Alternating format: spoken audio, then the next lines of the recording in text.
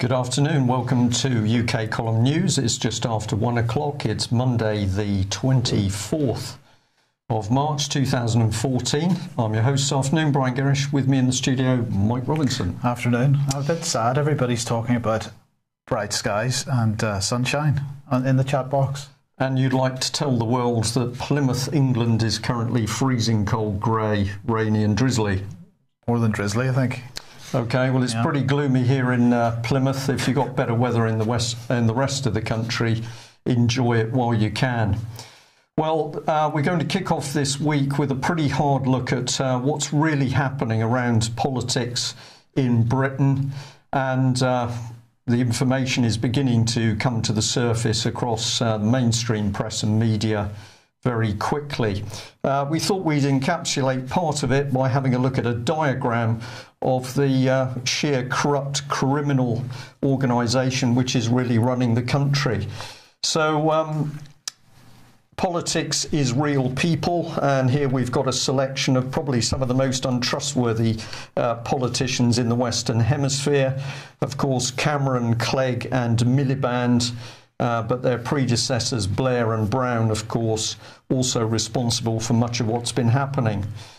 So let's have a little look about what's going on at the moment. As far as our constitution is concerned, of course, David Cameron effectively lying to the nation over the fact he is going to make changes to Britain's relationship with the European Union. But what is really going on is that our constitution is being dismantled, common law is being dismantled in order to slide us into the EU superstate, where we will be faced with effectively Napoleonic law corpus juris. At the same time, we've got the breakup of the Union with Scotland, and although there is a false debate at the moment as to whether this should or should not happen, it's pretty clear that the overall driving force is to get Scotland levered away as a vassal state of the European Union, leaving England and Wales to be regionalised within the EU. How is all this possible? Well, of course, we've got to come to who provides the money, and we're dealing with fraud and massive corruption and criminal activity with the international banksters. And of course, it's easy to see that there is a massive banking fraud which is depriving Britain of currency at the moment, money to look after the sick, to run schools. And of course, we've commented particularly last week on the importance of the Bradbury pound for providing a solution. So overseas, well, what's going on? It's very easy to see war after war after war, created by these people in collaboration with particularly the Obama government. And we found it interesting researching figures of the number of people who have died in these conflicts. In many cases, it's very, very difficult to get an overall death figure.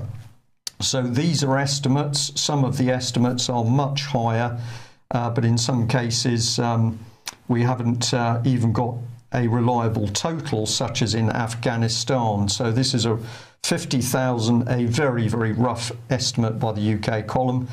But what is apparent here, that wherever our British politicians, led of course by Tony Blair and now David Cameron, wherever they've got themselves involved with vulnerable countries overseas, the deaths follow. And of course, we've now got the situation in Ukraine. And I know, Mike, you're going to be talking about Russia a little bit later, but we're already seeing calls by British politicians. Brooks Newmark is one of them, but also Cameron and William Hague, very, very keen to start pulling Britain closer into potential violence in Eastern Europe and the Ukraine.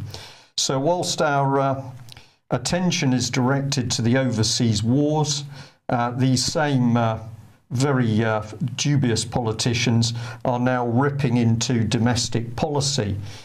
So effectively, we've got the imposition of a parliamentary dictatorship, particularly helped by the secret courts. And of course, Kenneth Clarke is one of the driving forces behind more powers to individual judges in courts without public press or juries. We've got savage spending cuts, which is affecting everything in the land. All of that is based on the fraud of the international banking community. We've got massive privatisation, NHS, education, police, local authorities, child safeguarding, transport and the military. So what is owned by the nation and the public is now being given away to unaccountable corporations.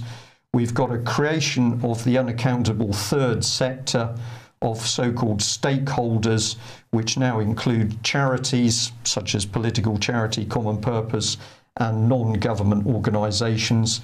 And of course, we've got the introduction of the Marxist Saul Alinsky Big Society, which is being supported by both Cameron and Marxist Ed Miliband. And we'll also put in child protection, because it's becoming increasingly clear that this same cabal wish to defend those who have got pro-paedophile views, or indeed in some cases they're prepared to defend members of parliament who would appear to be paedophiles. So are we surprised at what's now started to happen in Britain and what the effect is on countries overseas? We really shouldn't be. But having put it up in a sort of pictorial form there, let's have a look at how some of the news compares with what we are saying is really going on. Do we trust our security services? Well, we would say not. On one hand, this was a small article which you could say was rather curious, but we think there's a message in this article. MI5 forced my mother to marry my double agent father. And a Frenchman, Mr. Grosjean, a professor of psycholinguistics at Neuchâtel University, if I pronounced that correctly, has been fighting a decade-long battle to find the truth about his parents. His father was a double agent, and he's been appealing to the British government to force intelligence chiefs to reveal the files it holds on his father, as he believes his mother only married his father on the orders of MI5 to get information. And of course, what does the Home Office say? Well, out comes the smokescreen. It's a long-standing policy neither to confirm nor deny whether an individual was ever an agent. Asked whether MI5 had ever used women to get close to people they wanted to keep an eye on, it replied, we would not comment on any operational matters, past or present. What's your take on that, Mike? Oh, well, I mean... We do, but we don't want to tell you about it. Exactly. Enough said. Well, if we look north of the border, the Independent here is picking up on what is about to happen, Scottish independence. And of course, now we're saying that Scotland would prefer to break with the monarchy as well. We wouldn't really challenge that with the existing monarchy, but if we look at the impact on the overall constitution of the United Kingdom, of course, what we're seeing is the whole-scale dismantlement of the United Kingdom. And this, of course, makes us much more vulnerable to the European regionalisation policy. Can we rely on people in politics? Well, Mail here is sticking with its exposure of those who've at least been in defence of paedophiles. And here we have a very, very important man, the chief coroner of England and Wales, who they are exposing of having defended groups, including the paedophile group Pi. This is the meat of it. As a barrister, Mr. Thornton criticised the prosecution of the Paedophile Information Exchange after its leader was jailed. So he's defending that paedophile organisation. And while chair of the National Council of Civil Liberties, he then wrote to a paedophile saying, our policy is a reduction in the age of consent to 14. Now, of course, UK Column has been saying for years that part of the problem in government in UK at the moment is the fact that the paedophile networks within the establishment, within Westminster, are being used to utterly control the people involved with it. So this is the classic Secret Services tactic of blackmail in order to get politicians to do what you want them to do. Dismantlement of the armed forces, and the Independent here picking up on the Ukraine crisis and saying that Russian aggression in the Crimea is reminiscent of the 1930s. And who's making the warning? Well, it's Mr. Danett, formerly boss of the armed forces. So here he is, crowned with white feathers, maybe appropriate for this man. And what's he said? Well, he's the man that's presided over disastrous cuts to British military. What's he now doing is pushing for British troops to get involved in Eastern Europe, to which we say, is this madness or calculated? And I believe it's calculated. Yeah. The moment British Army in particular is being reduced to around about 80,000 troops. If we say roughly 40–50% of those can remain in battle conditions for a sustained period, presumably Mr. Danett is aware that casualties on the Eastern Front during the Second World War were running at about 6,000 troops dead per week, which would leave the British Army committed to the Ukraine with a lifespan of about 5 or 6 weeks. Is this why we're leaving so much heavy artillery behind in Germany, so we can just send the troops back whenever they kick this off? Well, personally, I think all of the armour that's being left in Germany is to make sure that Britain's armed forces are utterly stripped of heavy armament.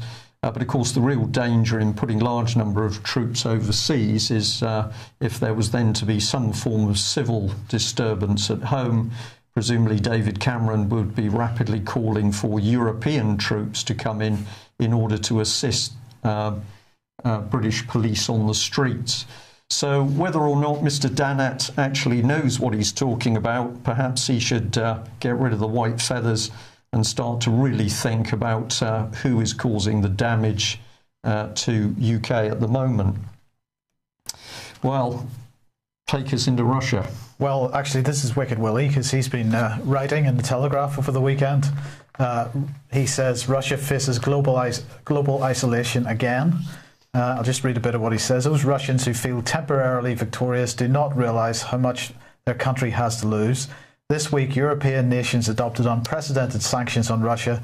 These are not designed to punish the Russian people. They are a message and a warning to Russia's leaders. All nations, including Russia, depend on a rules-based international system.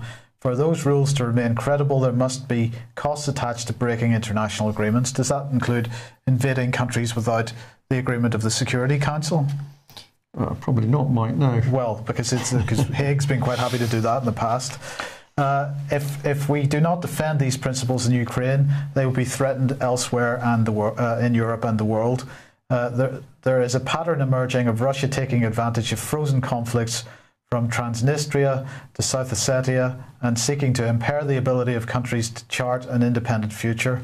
And with thousands of Russian troops still amassed on Ukraine's borders, there's a grave risk of Ukraine crisis deepening. I mean, I suppose it's just more and more hypocrisy. But once again, we've got India quite strongly pointing out that in fact Russia is far from being isolated. All the threats of returning from a G8 to a G7, of increased sanctions and whatnot, it's just a load of hot air, really, isn't it? Because there are plenty of nations on the planet that don't buy into this isolationism. But I can't help but think that something's gone badly wrong here, Mike, because of course it was David Cameron who was busy visiting India in his Common Purpose capacity in order to start up Common Purpose's Future Leader programme in India, which is to get everybody collaborating together within the common hive mind. And it doesn't seem to work very well, does it? Because the Indians apparently are still able to think for themselves. Well, so far, but of course India's got such a huge population, it's going to take more than a couple of years for that to filter through. Yeah, right? Okay. So we've got India talking about avoiding isolationism, but of course Russia has its own alliances, and as RT's pointing out here, we've got growing economies in India, China and Brazil, and on top of that, by the way, Russia is only one of 3 countries in the world which is totally self-sufficient in energy, unlike any Western nation. So the United States, Britain, We are not self-sufficient in energy. Britain mainly imports from France and from Holland. So you've got to say who has the most to lose, William, because it sure as heck isn't the Russians, I think.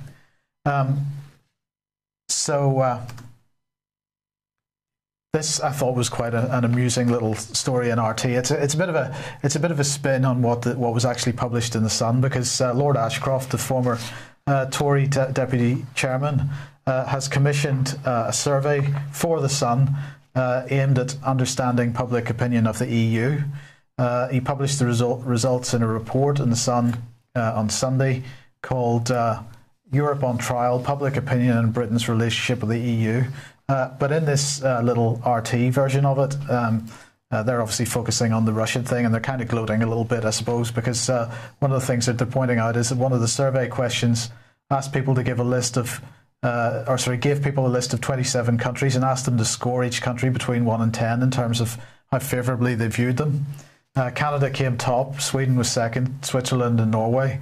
Russia was well down the list, around 21st, I think, but it still came above the EU. So, as RT points out, the survey was done before the recent trouble in Ukraine and Crimea, and I'd just be interested to see what the results might be if that survey was taken again, because I think the people's opinion of Putin and Russia has probably risen slightly.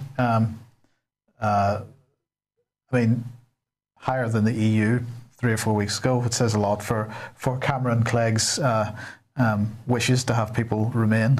Yeah, the unaudited EU, which basically means the fraudulent EU. Right. But, sorry, go on, carry on. No, it's okay. So, and finally, on the Russia issue, again over the weekend, more nonsense really in the media about Russia storming this, taking over that. We've got massive troop movements and massive build-up of troops along the Ukrainian border, and really it's spin at best, if not direct lies.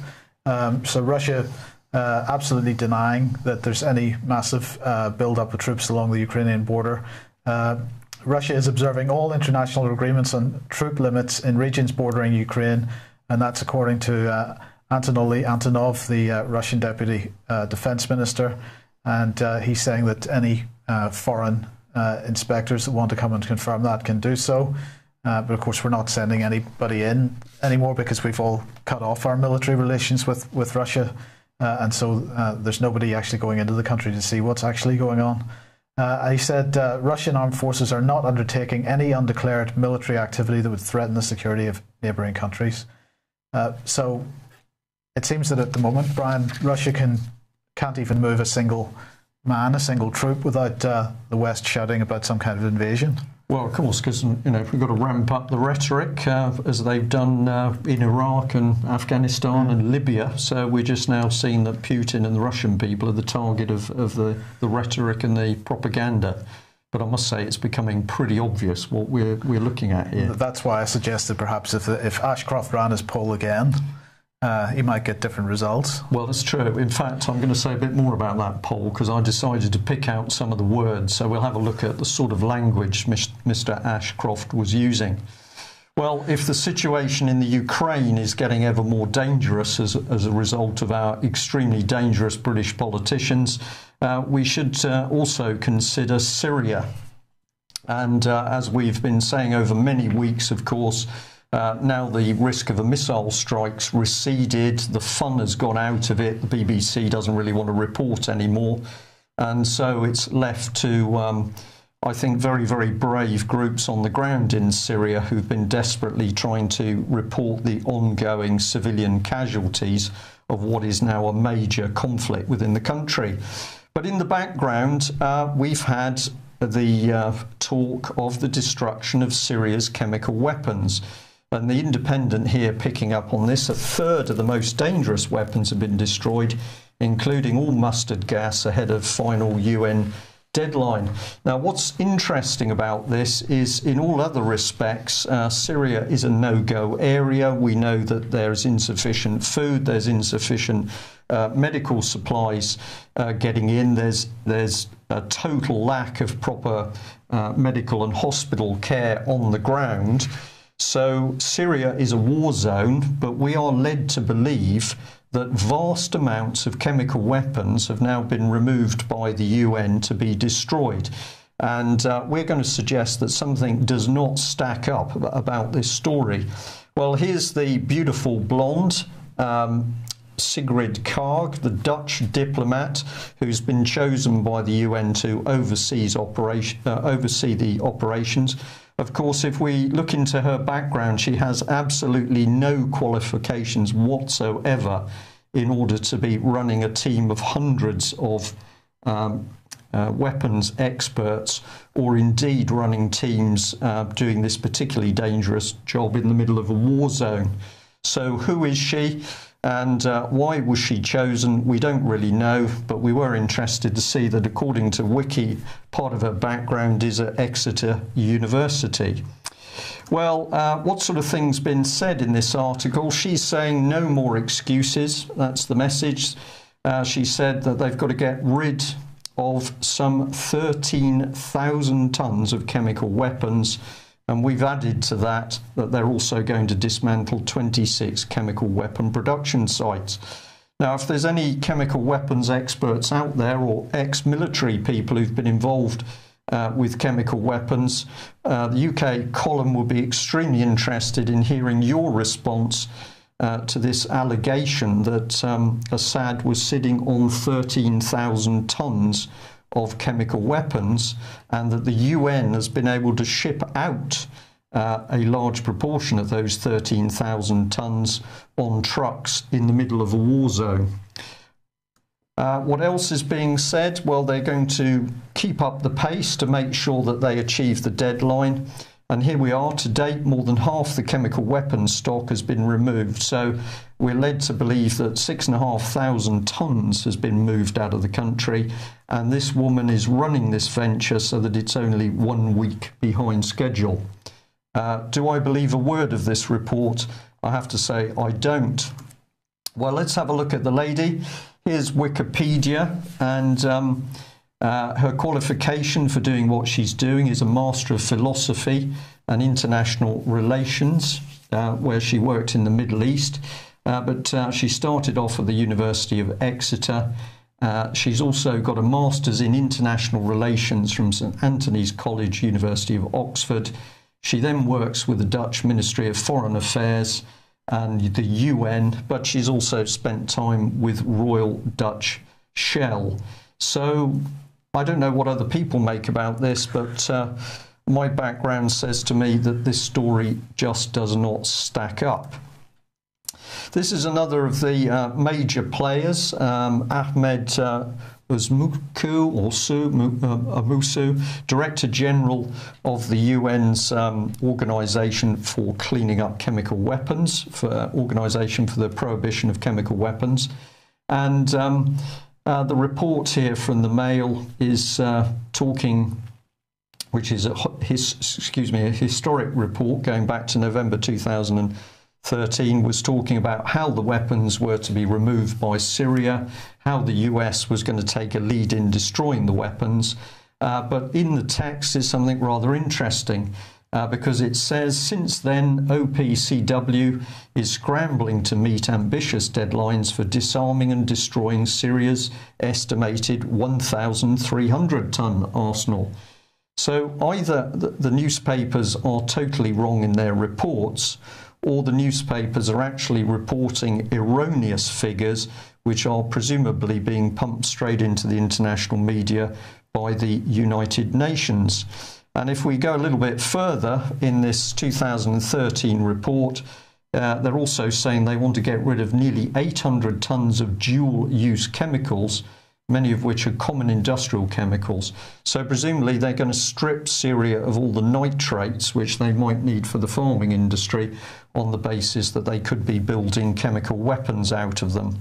Our opinion is this is another propaganda exercise which is being run by the US and UK governments together with the UN.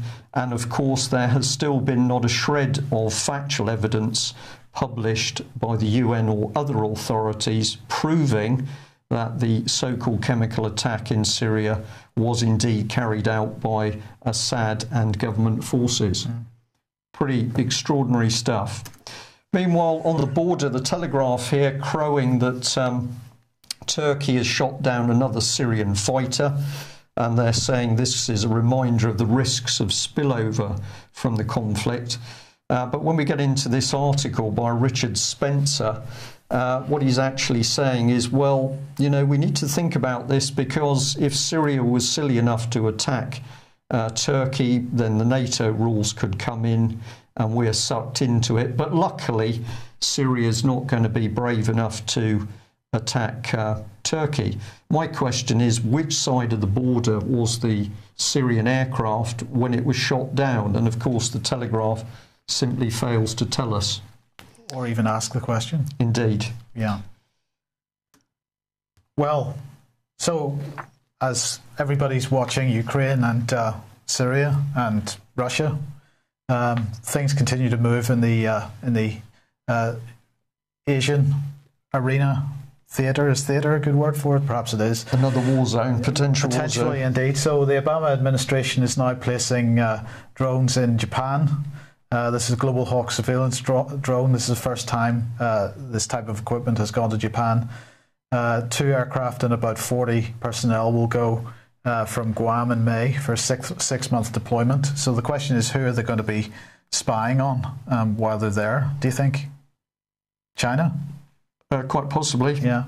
Meanwhile, the Australian Defence Ministry has announced 1,200 US Marines to arrive in Darwin for a 6-month deployment.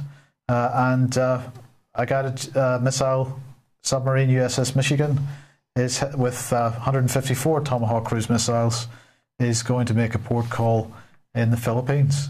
And of course, since the Philippine earthquake, that was kind of used as an excuse to move some stuff in. There's been a reasonable amount of stuff has moved in the last few months since that earthquake. So we're seeing continuing build-up in around the southern and eastern coasts of China as well. Indeed. Yeah. Plus the UK carriers that are on station off the Chinese seaboard 24 hours a day, 365 days a year. So you mean US carriers? US, sorry. Because UK doesn't have any, right? Freudian mistake there. Of course, US carriers. Yeah. Good job you're paying attention, Mike.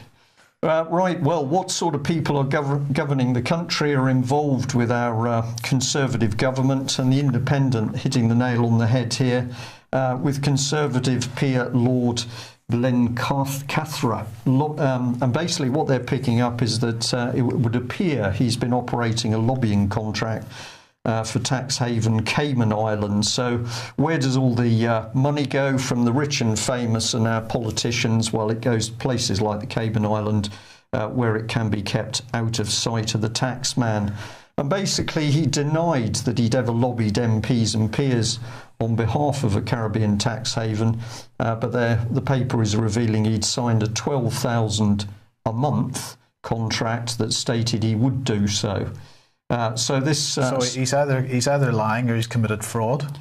Yes, but you know, Conservative peer. So are we surprised? No. Okay. Well, here we are. This is the sort of thing that's going on at the heart of government, and of course, until we get government cleaned up, the country's going to continue to go downhill.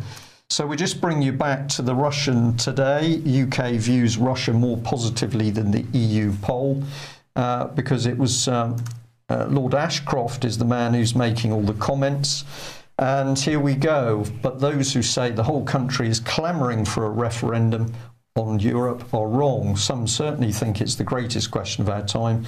But even amongst the most hostile voters, only a third put Europe among the most crucial issues. So here he is playing the whole thing down. Don't take any notice of the EU. It's not really doing anything. We're not really bothered about it. It's not important. And he goes on to say that many Britons are in favour of Prime Minister David Cameron's policy to renegotiate, but they're not entirely confident in Cameron's ability as a negotiator.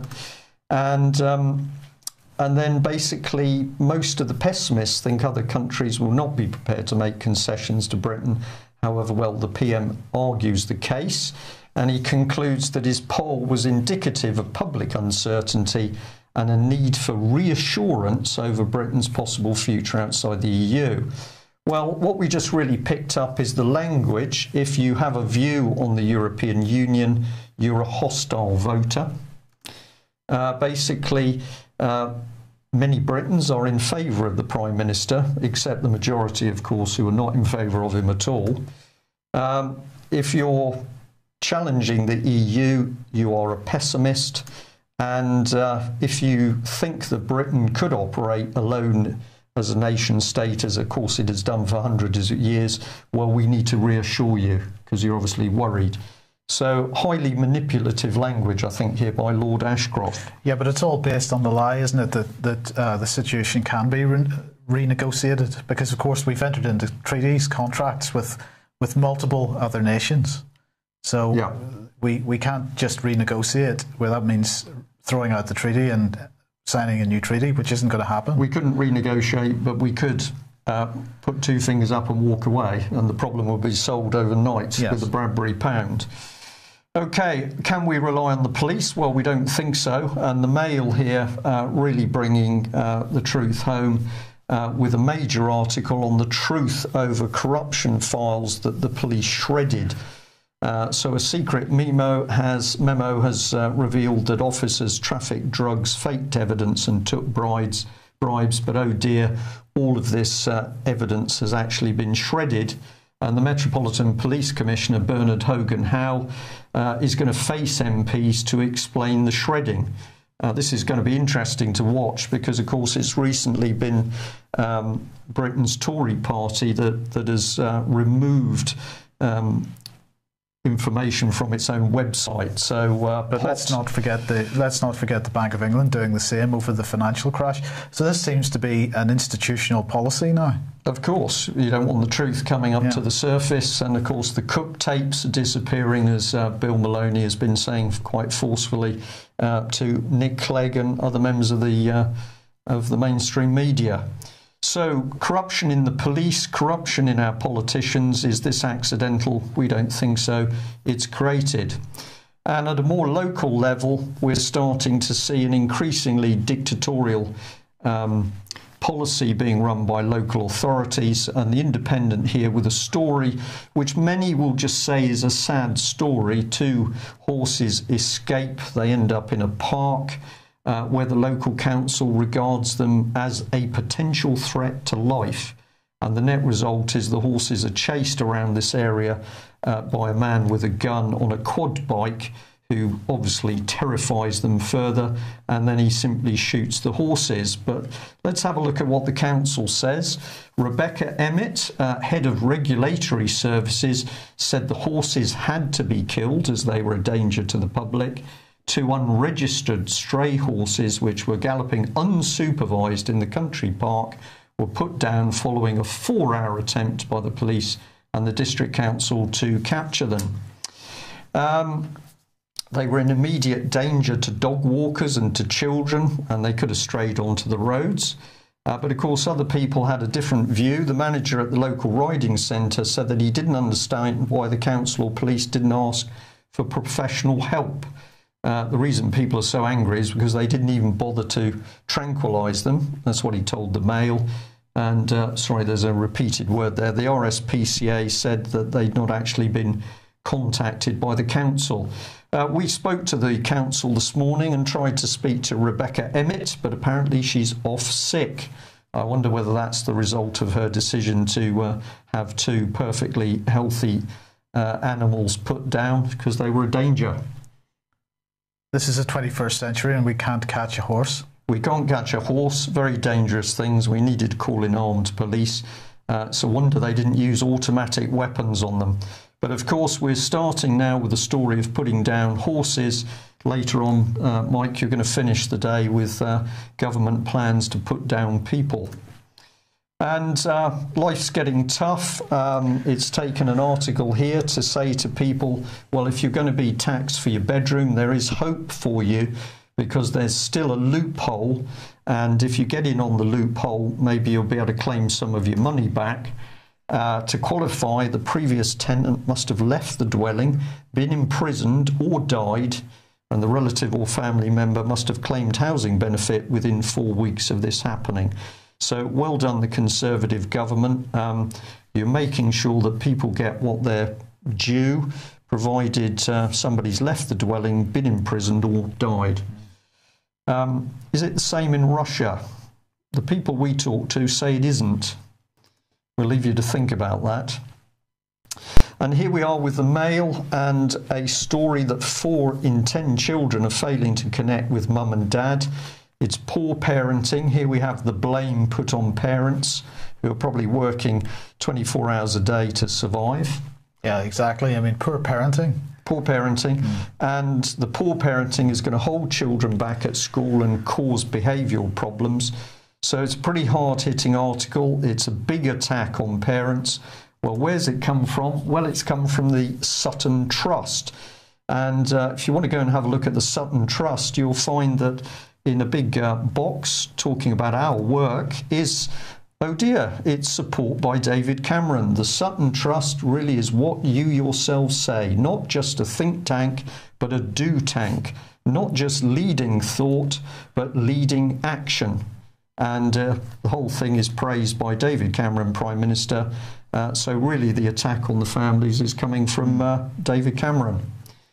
And the Telegraph here is putting an article across as good news that a mother whose boy she considered to be too young, a so-called summer baby, too young to go to school in September, was able to win a case to hold him back from school for an extra year. But of course, we know that the reality out on the streets is that if you are holding children away from school, that's a flag up with social services. And if you dare to say that you're going to home educate your children, then social services are going to be watching you on a daily basis.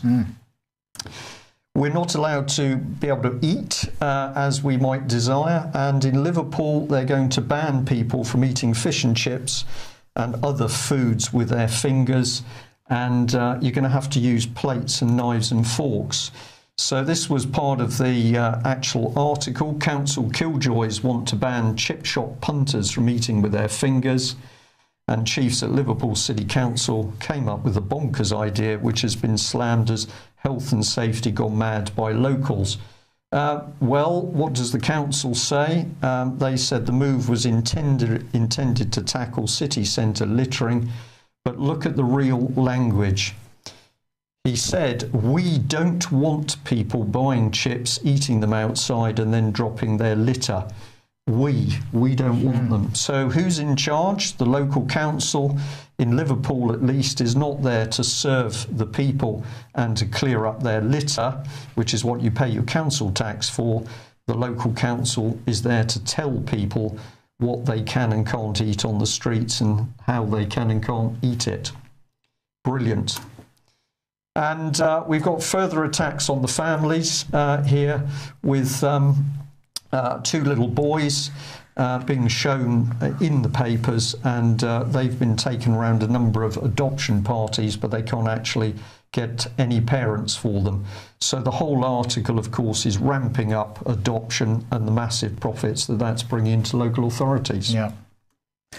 Yeah, well, okay, World Economic Forum report here, because apparently the blue planet is running out of water. First with peak oil, now it's peak water, and just as peak oil is a big fat lie, so is this one, I think. What's being sold here really is the notion that water is no longer a human right, as the ex-chief executive of Nestle said not so many years ago. Water is going to have to be paid for, and we'd be paying for it at an order of magnitude more than we already do.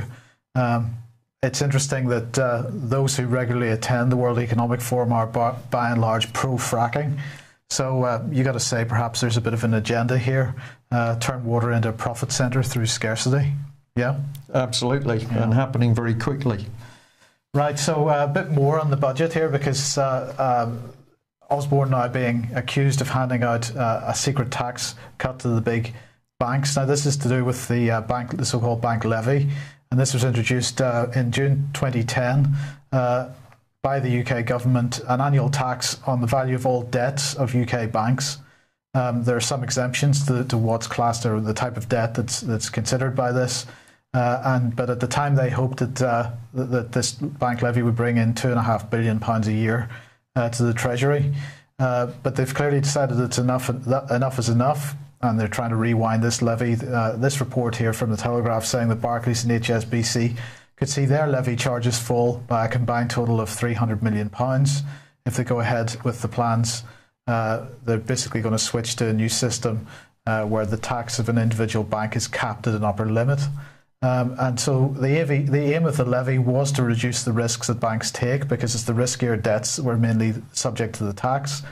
And so this is being seen as absolutely the wrong thing to do when nothing's changed with regard to too big to fail. So at the end of the day, critics, though, still skirting around the edges. We need to go for Glass-Steagall, sort out this banking problem once and for all, put banks that are effectively insolvent into administration, and we need to do it now before it's too late. But in the meantime, Cameron is out blowing the trumpet for his new pension reforms, which are being sold as great for everyone in the hopes of buying some extra votes at the next election. But today he was speaking to Saga UK, an over 50s pressure group, and he was saying nearly 500,000 pensioners will feel an immediate benefit from the Conservative Party's historic savings revolution. He said that the changes are about people who work hard, save and do the right thing. This is about our values, and it's about saying that the best people to look after their money are those who earned it in the first place. Well, no, actually, that's not true. It's about stoking up the housing market, because this is really about the bank of mum and dad, as they call it, who are now going to be free to use their pension pot to buy a house for son or daughter, who will perhaps pay a monthly rent back to mum and dad, or about equivalent to a pension payment. Maybe I'm being a bit cynical, Brian, but that's what it looks like. Well, you may be cynical, Mike, but you are correct on this one, so that's the main thing. Look, we're running out of time, but I'll just highlight this article here on behavioural economics from Tim Harford. Go and have a look at this on the Financial Times website, because he's really clearly very pro behavioural insight and behavioural economics. Very interesting article. Go and have a read at that. Money News here warning now of the increasing numbers of people within the financial system itself, warning of a major collapse coming in the very not too distant future. 50% collapse in stock prices is what's being warned of by various hedge fund owners and so on. Pretty potentially serious situation. And as we talk about insolvent banks, let's not forget the Co-op, who are now begging for £400 million just to stay afloat. And Co-op Group itself looking at something like a £1.3 billion loss this year. Pretty serious situation for the Co-op. And we haven't heard anything of the, was it the president of the Co-op or chief executive who was embroiled in some trouble with a young man and drugs at one stage? Yeah, it all seems to have gone pretty quiet on that. Quiet. And finally, Lord Falconer, we mentioned a week or two ago his new euthanasia, what's effectively a euthanasia bill. We showed that this is a policy he and some others have been working very hard towards for many years. It's quite refreshing that where normally you have a baroness, these days there's some kind of anti-human policy. Here we've got a baroness expressing concerns over Falconer's bill, and this is Baroness Campbell. I just wanted to read what she was saying here. The existing law on assisted suicide rests on a natural frontier. It rests on the principle that we do not involve ourselves in deliberately bringing about the deaths of other people. What the proponents of assisted dying want is to replace this clear and bright line with an arbitrary and permeable one. At the moment, they say they want assisted suicide for people who are terminally ill, but for how long will that last? And who decides what is terminal? If terminal illness, why not chronic and progressive conditions? And if chronic and progressive conditions, why not seriously disabled people? I'm already on the list because she's seriously disabled herself. Lord Falconer himself has conceded 3 years ago that assisted suicide should not be offered to disabled people at this point in time. In a decade from now, do we really want to consider assisting the suicide of some of our children? Mm-hmm. Well, so this lady's beginning to think and is beginning to work it out. Yeah. We'll end on the subject of Robert Green. Robert Green remains in Perth prison on remand. This man has tried to campaign for justice for abuse victim Holly Greig and other children. He is yet to go in front of a proper court and a jury, but he's being held in his cell 18 hours a day. And we're going to flag up that Warrington MP David Mowat, who is Robert's MP, really refusing to talk to us, although Robert has asked us to speak to his MP in order to get a letter authorising other MPs to help Robert. There's been a stony silence from Mr Mowat, so it's not a question that he's done nothing to assist by failing to provide a letter authorising other MPs to help. He's actually now hindering Robert's case. So this is pretty poor, to use the politest language I can. Another Conservative MP simply running away from institutional child abuse and refusing to help a constituent who's been brave enough to tackle the subject alone. So perhaps we need some people to write to Mr Mowat. I think we'd like to encourage people to communicate in a polite but robust way with that MP and ask what the hell he's doing or not doing. It's quite pathetic. Of course, if you're a constituent in the South Warrington area, perhaps you might like to book an appointment with Mr Mowat and meet him face to face in order to challenge what he is simply not doing but should do. And lastly, if you haven't written to Robert, he'd love to hear from you, but with your letter, please send a stamped addressed envelope, which makes it much easier for him to reply. That's about it, Mike. Crane Report, 7:30 tonight. Fracking Nightmare at 9 o'clock. Hope to see you all there. Indeed. And if you want to know what to do about what's happening in the country, start to talk and scream what you know from the rooftops. Until we get enough people woken up to the criminal activity in Westminster, we're not going to deal with things. And if you don't know about the Bradbury, have a look UK column website. Join us tomorrow, same time. Bye. Bye-bye.